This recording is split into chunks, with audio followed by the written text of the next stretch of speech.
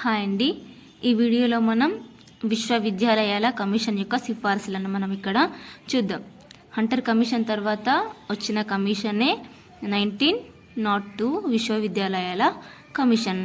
ఇది lord Curzon ఆధ్వర్యంలో ఏర్పడటం జరిగింది. ఫస్ట్ పాయింట్, దీని యొక్క సిఫారసులు: భారతదేశంలో విశ్వవిద్యాలయాల సంఖ్యను పెంచనవసరం లేదు. భారతదేశంలో విశ్వవిద్యాలయాల సంఖ్యను పెంచనవసరం లేదు. రెండవది, బోధనా ప్రమాణాలను మెరుగుపరచాలి. నెక్స్ట్ పాయింట్, విశ్వవిద్యాలయాల పనితీరును పర్యవేక్షించటానికి సెనెట్ సిండికేట్లను నియమించాలి. నెక్స్ట్ పాయింట్, పరీక్షా విధానంలో సంస్కరణలు తీసుకొని రావాలి. నెక్స్ట్ పాయింట్, గ్రంథాలయాలు ప్రయోగశాలలు అభివృద్ధి పరచాలి. నెక్స్ట్ పాయింట్, బ్రిటిష్ ప్రభుత్వం 1904లో ఇంపెరికల్ లెజిస్లేటివ్ కౌన్సిల్ ద్వారా విశ్వవిద్యాలయాల కమిషన్ సిఫారసులను చట్ట రూపంలోకి తీసుకొని వచ్చింది. ఈ చట్టాన్ని గోపాలకృష్ణ గోఖలే వ్యతిరేకించారు. ఎవరు వ్యతిరేకించారంటే గోపాలకృష్ణ గోఖలే.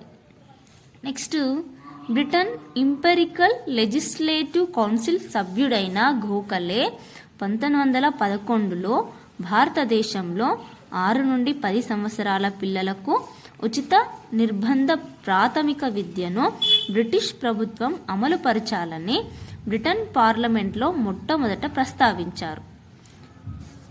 ఏంటంటే ఇక్కడ బ్రిటన్ ఇంపెరికల్ లెజిస్లేటివ్ కౌన్సిల్ సభ్యుడైన గోపాలకృష్ణ గోఖలే 1911లో భారతదేశంలో 6 నుండి 10 సంవత్సరాల పిల్లలకు ఉచిత నిర్బంధ ప్రాథమిక విద్యను బ్రిటిష్ ప్రభుత్వం అమలుపరచాలని బ్రిటన్ పార్లమెంట్లో మొట్టమొదట ప్రస్తావించారు.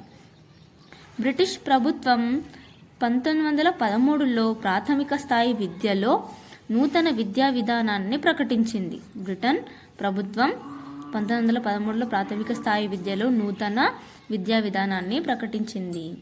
కానీ బ్రిటన్ మొదటి ప్రపంచ యుద్ధంలో పాల్గొనడం వల్ల అది అమలుకు నోచుకోలేదు. బ్రిటిష్ ప్రభుత్వం 1917లో సర్ మైఖేల్ సాడ్లర్ అధ్యక్షతన కలకత్తా విశ్వవిద్యాలయ కమిషన్ను నియమించింది. 1917లో సర్ మైఖేల్ సాడ్లర్ అధ్యక్షన కలకత్తా విశ్వవిద్యాలయ కమిషన్ను నియమించడం జరిగింది.